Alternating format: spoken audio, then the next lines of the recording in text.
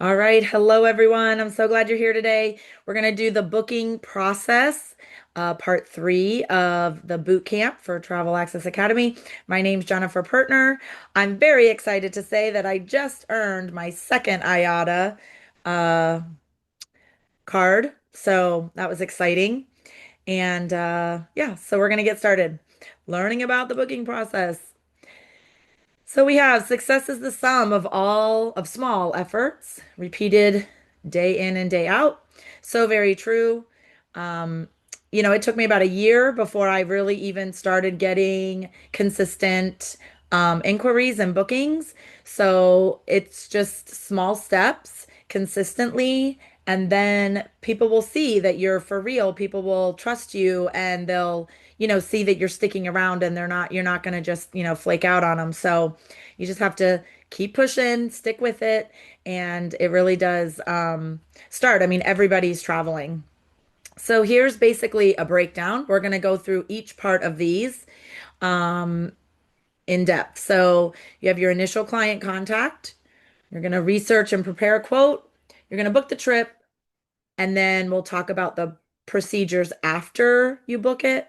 And then it doesn't stop there. So it keeps going. Hopefully you have lots of repeat, customers, and that's what helps keep things moving too. So, all right, we have the initial contact. Do you have a potential client? Now what? What do you do? So there's a few different things that you can do to get ready. You're going to set up a professional voicemail greeting, and I have to be honest, I didn't have this done. I still don't have it done. So I need to do that. I've made myself a note that I have to set up my voicemail. So yes, definitely important for people to know. I do a lot of stuff through Facebook, so people message me mostly like through Facebook Messenger. Um, or I have got started getting now some calls and stuff from my Google voice number that I have. But all right, so you're gonna create a quote request form. So you can do this in Google Forms. If you're not, that's a free version. That's a great way to get started. You're gonna put together a list of inquiry or qualifying questions and review the qualifying questions guide. So there are some reviews, I meant some guides in the back office. And whoops, let's see. I was going to show you mine on Google Voice. You can also do this through Travify, is another option. Let me see if I can. Oh, no, not that one. This silly little thing. I'm going to move it over. Okay, sorry about that. So let's see. Travel request form. This is the one I made when I first started. And, before I wanted to pay for any kind of services, before I was really making money to be able to pay for like Travify. But this is the one I had come up with. And, it's just like a Google Forms that um, the people answer.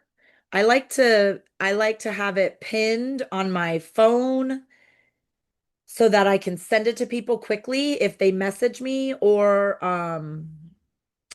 you want to have access to it, readily. Then you can also have your answers linked to a spreadsheet. And this is my responses. Let's see, view and sheet. So this is you can see this was back from 2022, but these were some of my inquiries that I had, and it puts it into a spreadsheet for you if that's something that, helps you keep them all in one spot.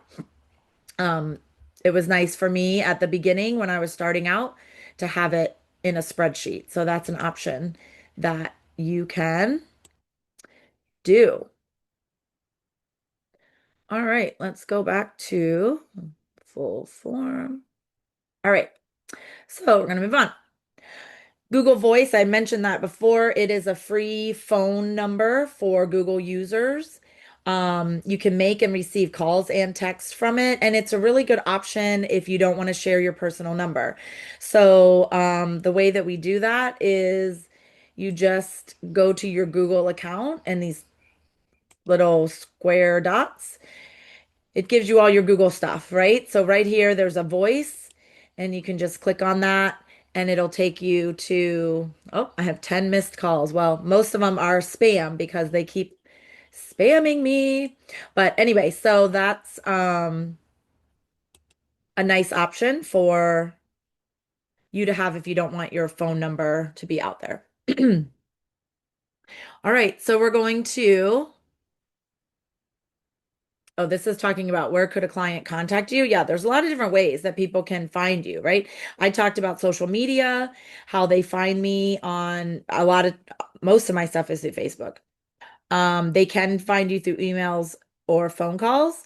I really try to put my email out there and my phone number, my Google Voice number out on every single flyer I do, every single, poster, obviously your business cards.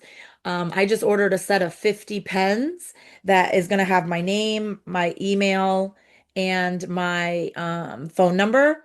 And I got a really good tip from taking the boot camp part two with Diane. She said that she brings her pens everywhere with her, and anywhere she has to sign anything, she signs it with her pen, and then she leaves the pen there for the person. And so then they have your, contact information. So I'm like, hey, that's great. So I just ordered pens with my um all my information. So then, yep, you're gonna submit your quote request. Um, and again, you can put a link to that quote request on everything. Like put it on every single Facebook post that you make. Put it on, every flyer, all your groups that you do. If you're doing any other kind of, email marketing, you can put it on all of those things too. So regardless of where it comes from, you want to build a rapport with your client.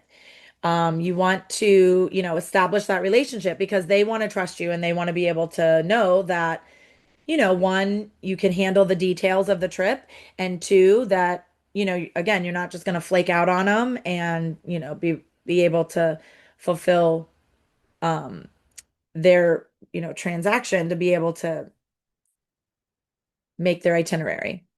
All right, qualify, qualify, qualify. This is so important. Your success with a booking starts with qualifying your client. Yes, when you first start off, you have a lot of people that just will contact you and be like, hey, I want a quote, I want a quote, I want a quote. And you spend all this time quoting and then they just ghost you and leave, And I got to the point where I was like, all right, I'm gonna start asking them, are you ready to book? Or when are you ready to book? Because if they're not ready or make a down payment, if they're not ready to make that down payment, then I'm not going to spend the time to find them, information.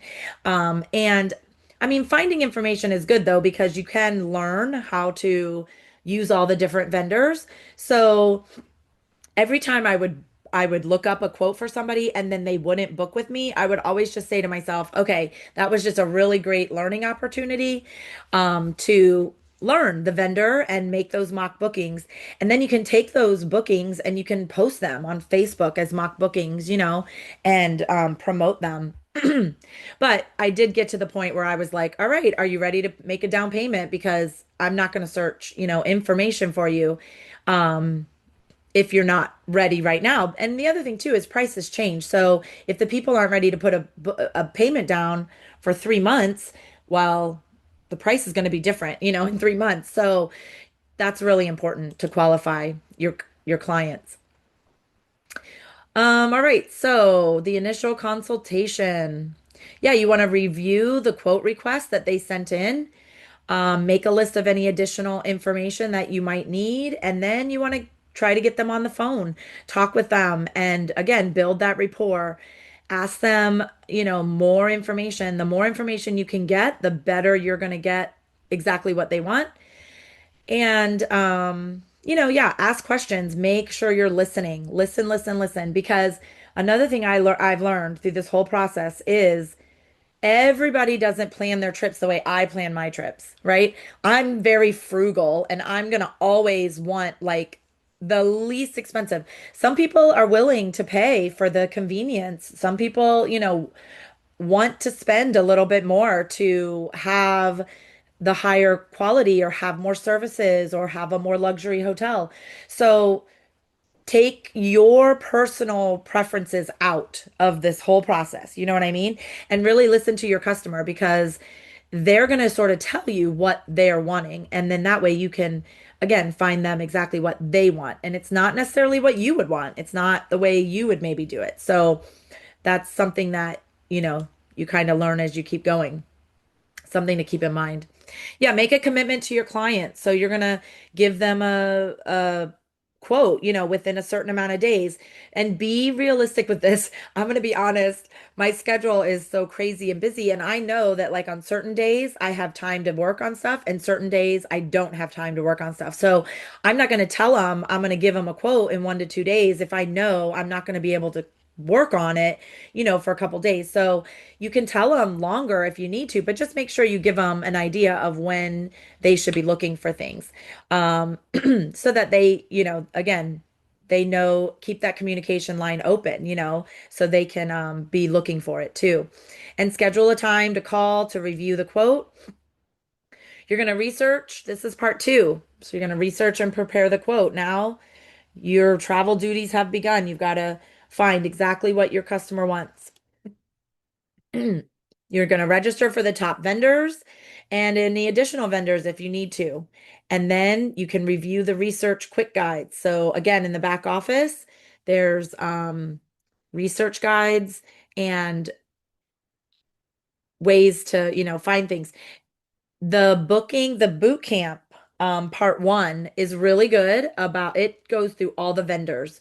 So if you haven't done boot camp part one, it talks about registering with the vendors a little bit more. All right, create a package that you think is a good match. Um, you can use one vendor. Sometimes you might have to pull from different vendors to put together a full package, but sometimes I like to start off with like one thing first and then see what the customer thinks, like sort of feel them out a little bit. But you can compare with different vendors. That's always good to check. If you're putting together like a hotel and flights, you might want to check, Vax. You might want to check Expedia, Tap. So, you can put together look at the different vendors to compare them. You can also book the flights directly with the airlines, and then book the hotel separate. Spend the amount of time appropriate for the client. Yes. So again, qualifying your client. If your client isn't really ready to book, don't spend a lot of time on it. Okay, let's see. Some different tools that you can use to create a quote. There's Google Docs, which is a great way to provide a free quote, a free tool for you to use, especially when you're starting off. This is what I did when I started off. I made a template. I had my logo on it and I had, certain things in place. And then I would just add the information for the client from that. As I continued on with making more money, then I started using Travefy. That was my area that I went to, but that is a paid service. So it's not required. You can definitely do all this through Google Docs, which is sort of like a Microsoft Word. You can use Adobe Express or Canva. I'm not familiar with Adobe Express. I have used Canva a lot. Canva's great. Um, so yeah, the Adobe Express, you want to use a web page template, and in Canva, you want to use a document template. You can also use a vendor generated quote. This really depends on the vendor. Um, some of them, if you use the quote generated from the vendor, it will have Archer Travel Services as the agency. And for me, I don't really want them to think that they're booking with Archer Travel Services. I want them to know that they're booking with JP Elite Travel. So, um, you want to be able to put your brand on there. Royal Caribbean's really good about putting your brand on there. Um, some of the other vendors, you can also generate the quote from them using your branding. So those are things to consider. I think Vax is pretty good about it. it sends a really nice generated quote and it puts all the information in, which is really nice. But again, you're just gonna have to play around with it and see what works for you. You know, everybody's different. I feel like all travel agents are different. The way they do things are a little bit different. So you have to find, what works best for you. Yeah, so brand your quote. You want to make sure that you have your brand on there, which is what I just sort of talked about. Emails, make sure you put in your brand. If you're doing hotel options, this says 2 to 3 hotel options for land travel. I do try to usually do 3 if I can find 3 that are good. If not, I'll do 2. For cruises, this only says 1 to 2. I have a hard time narrowing it down to 1 to 2. So I like to provide them with a lot of different options for cruises. In Royal Caribbean, the e-quote, you can send 5 options. And so that's really nice. The other cruise lines, you might have to put together your own, you know, quote. But again, cruises are tough because I feel like there's already always so many options. Maybe 1 to 2 from each different cruise line. I'm not sure, but that's a lot. So you sort of want to qualify your customers to know what cruise line is going to be best for them. Do they like to sail on Norwegian? Do they like Princess? Do they like, Carnival, whatever. You can again qualify those customers to find out what type of cruise line is going to fit their personality. All right. After you've sent them the quote, you're going to want to schedule a follow-up call. I always tell my customers this quote is, nothing set in stone. This is kind of just the start of our process. I always tell them that, we can add to it. We can take things away. We can look for different options, higher luxury hotels. We can look for less expensive hotels. I just sort of try to give them an idea of what the cost is, and then you can plan around it according to what they think. And I really try to let them know that, you know, just so that they don't ghost me, because if you just send it to them and then you don't have any kind of follow-up, I feel like they're more likely to just say, "Oh, this is way too much," or "This is not what I'm wanting," and then they just give up. But if I try to tell them that we can tweak this, we can change this, this is just the start, whatever, then they're a little bit more, I feel like they have a higher chance of coming back and saying to you, okay, let's change this, let's do that, and then you can sort of continuously work with them to find exactly what they want. Um, okay, this says send the quote 15 minutes prior to your scheduled time to call them. Okay, I'm going to be honest. Yes, this is really great. And ultimately, if this is a brand new client that you don't know, that you don't have much rapport with, this is great. This is a great procedure. For me, I sometimes already have sort of a set rapport with a lot of my customers. So I can do a lot through Messenger. They already trust me. They already know who I am. I've known a lot of them for many years. So that kind of depends again on, who your customer is. So each situation might be different. And the way that you work it is up to you how you want to do it. Follow up is key. Follow up with your clients. Yes, every 12 to 24 hours after delivering the quote until you get a final decision. Maybe, come up with a secondary quote if again, if they want to change things or tweak things.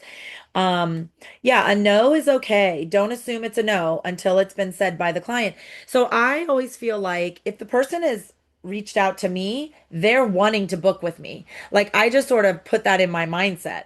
They've already given me a yes. I don't even look at it as a no.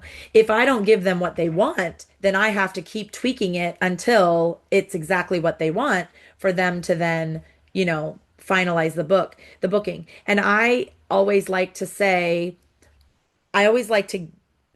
at the end of whatever conversation we're having or message, I always like to say, I can't wait to see which one you choose, or, let me know which one you choose. I don't really give them an option to say no. I like to give them the option of which one do you choose, because that way you're sort of letting them know you're expecting them, to choose one.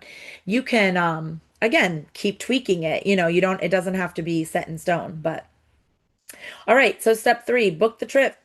The client sold, ready to pay. So again, you just have to find what they want and it will, go, and hopefully everything will go through. All right, so we're going to book them. We're going to collect their traveler identification. On the next slide, we'll talk about that. You might have to requote the price for the trip because if it's been a few days, of course, flight prices will change.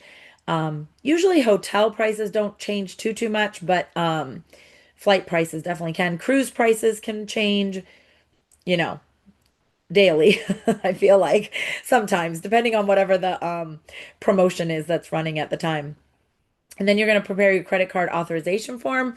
This is in the back office. You can find a download of it and you can add in your information to it. Okay, so what travel identification do I need? I'm going to be honest, I have not collected all this information from every single one of my clients, but the more I keep booking, the more I'm thinking, oh, this would definitely be really helpful to have this information, a photo of the front of their driver's license for every single adult traveler.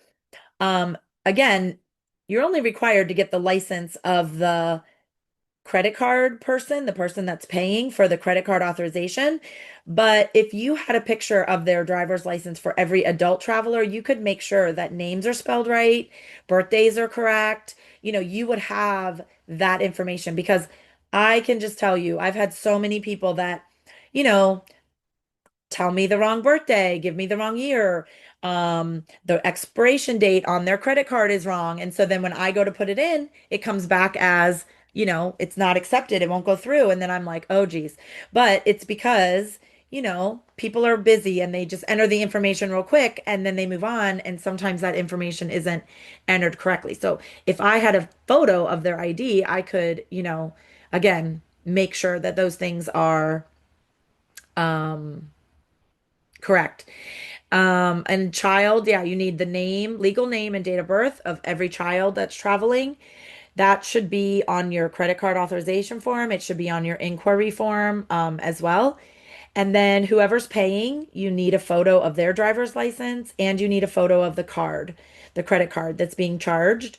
And again, if you have that picture, then, the expiration date or whatever might not be, you can double check that from what the information is that the person entered. Okay, and then yeah, their passport. I need to add this to my international credit card form. Well, maybe not the credit card form, but I'm going to add a new form to collect their passport information. Just a photo of that, their page. Because again, you want to check that the passport is valid for 6 months past the travel return date. That's very important. They won't be able to travel if their passport expires within 6 months of their return date. So you want to verify that, as the travel agent, because sometimes the people don't realize that. Your customers might not realize that. So again, having a picture of it would be helpful. All right, let's see. Making the reservation. Sometimes you can hold the reservation with a vendor. Um, some, you know, some of them you can do this, some you can't. So you just have to sort of play around with it. Again, sometimes even if you hold it, the deposit will be due that same day. So I know Carnival does that sometimes. Disney, I just was working on a Disney one. I could hold it, but it was only until midnight of that day. So, so again, those are some things to look at. Um,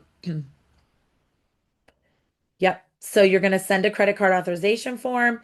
You can do this through a program. Let's see, a sign. I had a sign. Let me see if I can find it. Before I purchased Travify, I had a sign one. Yep, sign request. Here it is. So the signrequest.com, you can get like 10, I think, for free every month.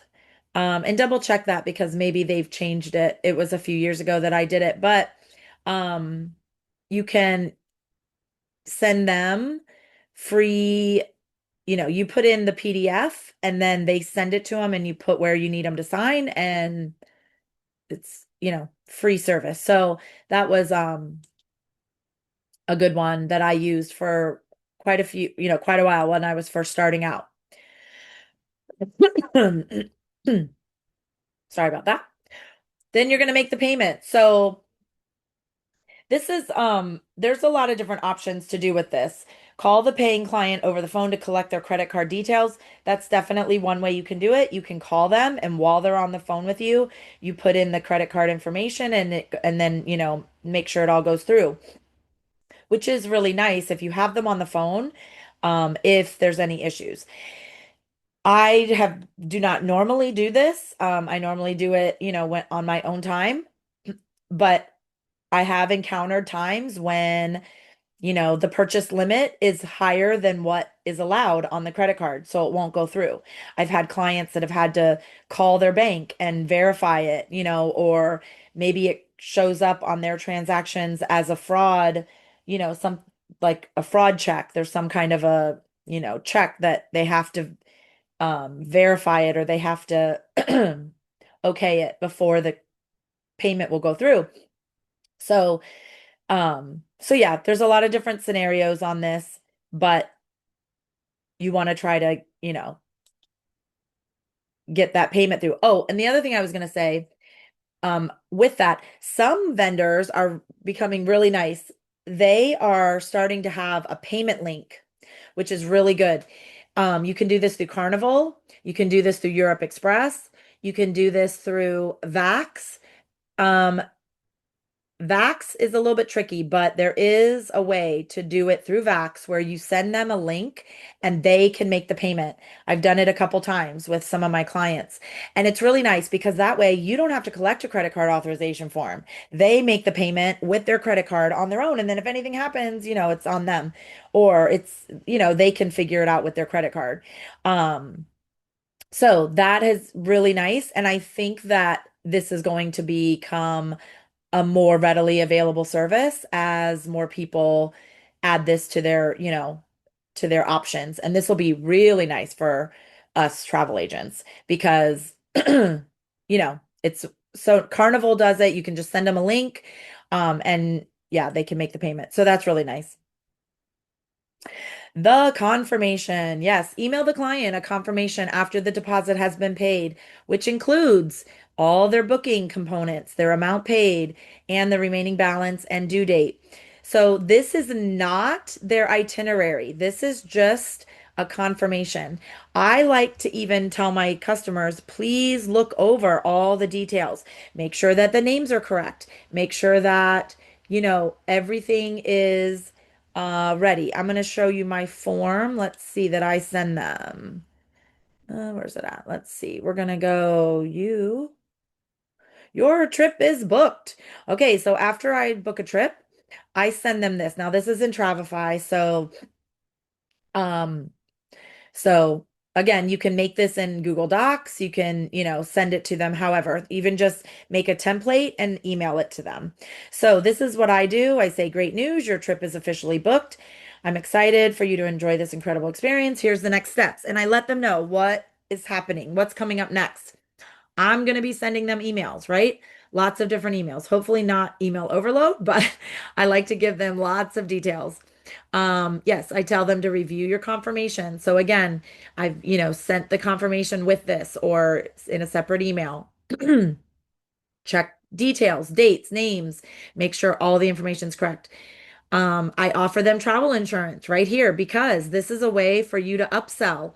I have a link for my tin leg right here on this form so that they can, say, oh, maybe I should, make sure my investment is protected. Again, make sure passports and visas. I do let them know 6 months. And then the final documents, they're going to be receiving the final documents 3 to 4 weeks before departure. And then, yeah, I decided that for larger trips, I'm going to start doing a video call to go over all the details to make sure my customers know where they're finding all their information. And then any special requests, this is important. You need to make sure that, if they have mobility concerns, if there's dietary needs, special celebrations, anything like that, you want to make sure you add some of that extra stuff. And, that just, again, will make your clients more thankful that they used you and see the value of your service. So then they'll book again and again and again. All right. And then seven, yes, get excited. So those are one of the things that I do for mine. Let's go back. We're almost done. I promise. Let's see how we doing here. All right. Moving on. All right. Now you booked the trip. You sent them the confirmation form. You're getting together all the details. All right. Yes. Don't wait. Make sure you get paid. So again, I was going to show my, what I do. I have a spreadsheet of my trips, and I like to um color code this. So when I have a trip that's like white that I haven't turned in a credit card or no, sorry. A what's it called? Commission tracking form. There we go. Then I have it in white when I haven't done anything with it yet. Once I turn in that commission tracking form, I turn it into purple. Then once I get paid, I turn it into green. So I like colors. I guess I'm color coded, right? So these are so I just keep all my trips. I also have down here a place for inquiries. So as soon as somebody messages me and says, "Oh, hey, I want to, you know, I'm looking into whatever booking. I'm looking into this, whatever. Can you give me a quote?" I put their name down right away, right down here as soon as I can, as soon as they message me so that I can stay on top of that.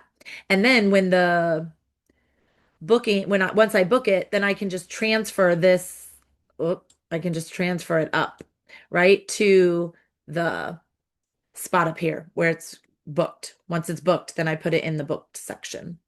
All right. So anyway, that's just sort of how I keep myself on track. But yes, you definitely want to fill out that credit card, no, not credit card, the commission tracking form so that you get paid.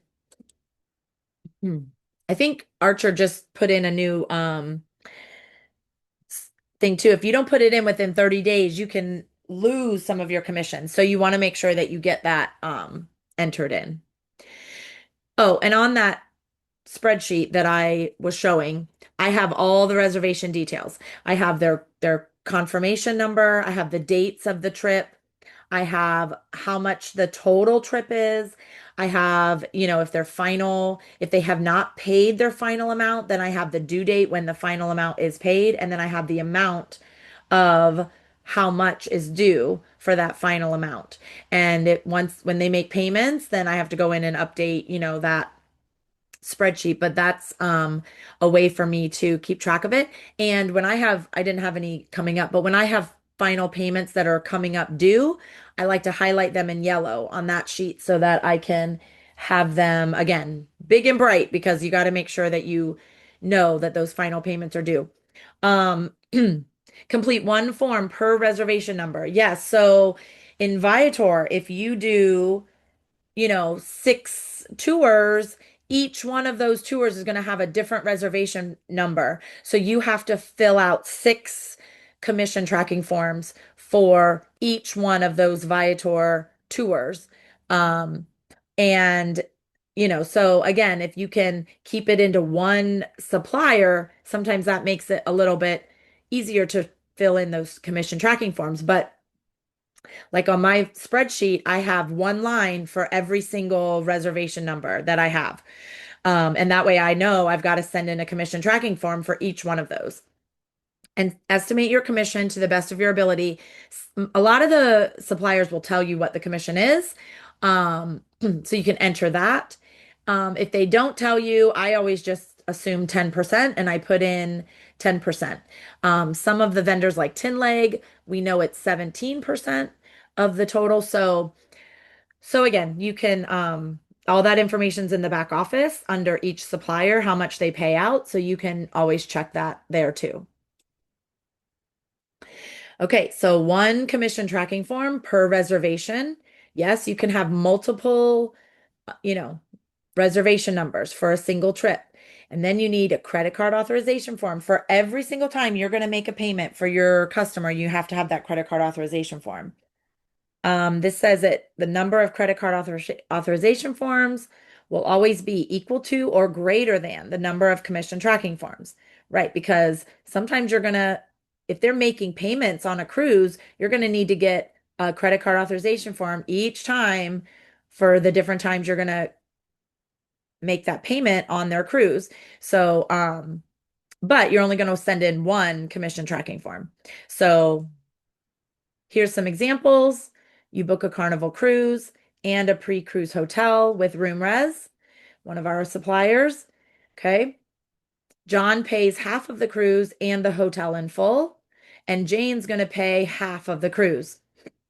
So you're going to have two commission tracking forms, one for the cruise and one for the hotel. And you're going to have three credit card authorization forms because John's going to need two. He's paying half the cruise and the hotel. And you're going to need one for Jane because she's paying half the cruise. So that's important information. Use a calendar. Yes, you want to have a calendar. If you downloaded the digital binder when you signed up, it has a place on there that you can put in your bookings and it has it listed according to the months. And that could be one way to keep track of it.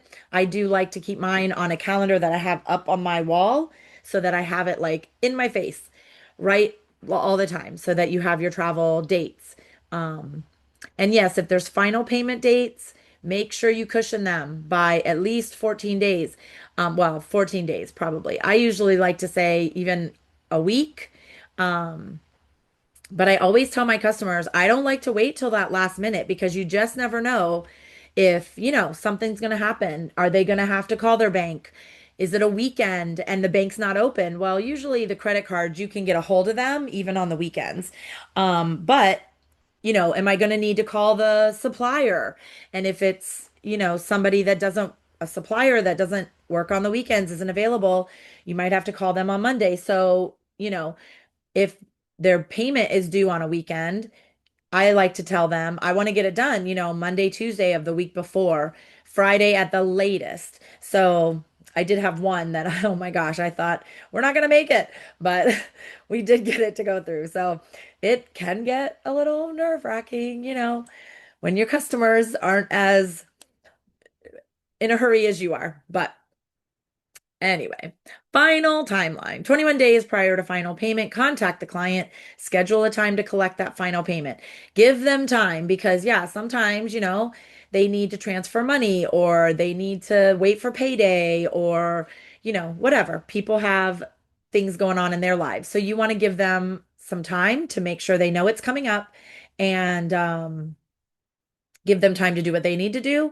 And again, they're not going to be in as much of a hurry as you are. So, it's not going to happen probably in just one day. Hopefully it does, but sometimes it doesn't. So, and then 7 days prior to final payment, um, yes, continuously contact the client if the final payment has not been made. So again, you don't want to have to bug them, but I had one customer that I was like, listen, you're going to lose your cruise reservation if you don't make this, payment. I'm like, and your deposit. I don't want you to do that, whatever. So I tried to let them know that, we got to get this going. So okay, 45 days prior to travel, send them information on activities and tours that they might be interested in.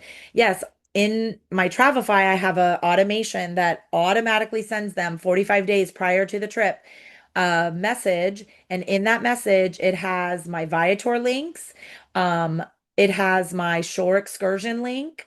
And remember that if you're booking excursions through cruise lines, you're probably not getting commission on those excursions. Most of them do not pay commission on the excursions. But if you book the excursions through like shoreexcursions.com, which is another one for travel agents, you will make 10%, or through Viator. Viator just started a cruise um, excursions section where you just put in the cruise line, the dates, and then it'll pull up the cruise for them, which is really nice. And then they can book excursions through that. So I give them my Viator link, I give them my Shore excursion link for them to start looking for tours.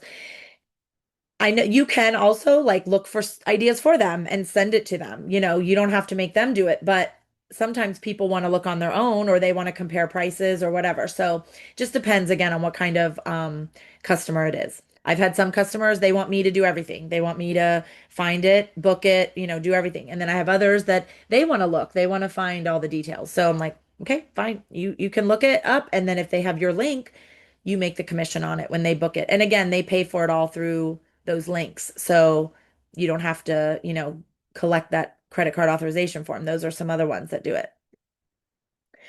30 days prior to travel, send them a final itinerary. Yes. Sometimes you have to wait for the final from the vendors. I know Europe Express, I just did one, and it was going to be like 2 weeks before the trip. And I was kind of like, oh my, but they did end up getting it to me earlier than that. So, I think it was about 30 days. Yeah, 21 days maybe, but it was earlier than just what they had originally told me. So that was nice that I was able to then get it to my customer.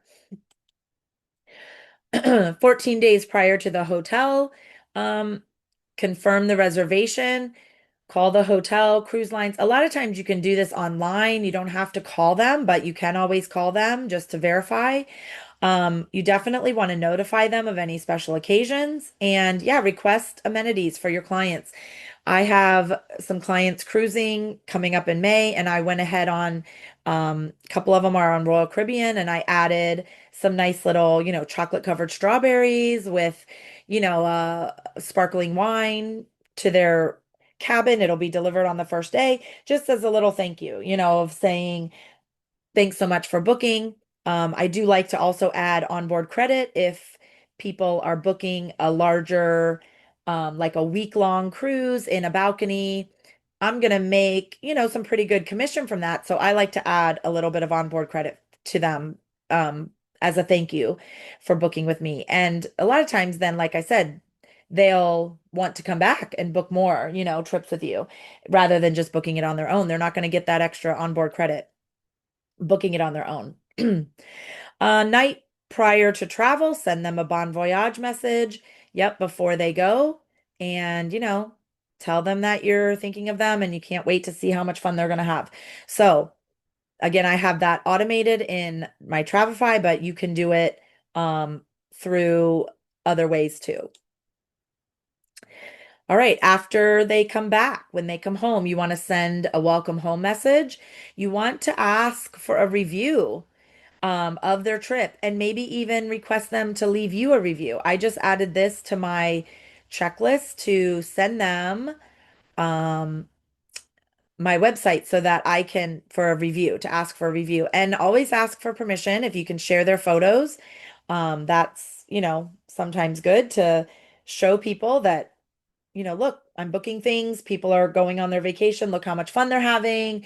And, that can always help to promote, get people excited to want to book with you as well. All right, 5, it doesn't stop there. You're going to keep on, working as far as getting more information from your clients. You're going to want to send them a thank you letter, thanking them for their trip. I was doing this before they left, but I think I'm going to start doing it after. It kind of makes more sense, right? To do it after. But I do like to personalize it and send them like a handwritten card, just to say, thank you. And they see something in their mail. And then again, it keeps you in their mind as far as like, oh, I'm wanting to book another trip. And then they'll reach out to you again. All right, so I can share any links to resources if you would like any of them. If you guys have any questions, let me know and I can share those links. And this is just another slide about the boot camps. If you haven't done these, they're super amazing and just so many good points. Like, I've been doing this 3 years and I'm still learning things. I did this training today, but there were things in it that I thought, oh, I need to do that. I need to set up my voicemail. I need to do this and that. I mean, I guess I should have done that way back, but it's just one of those things I never got a chance to do. And, you know, life is busy. But anyway, so yeah, this one about vendors. I mean, yes, if you're already registered with vendors, you probably already know a lot about the vendors, but there's always tips that, another travel agent can give you. And things that you can learn. The marketing one, Diane does the I've sat in on the marketing one with Diane. She was amazing.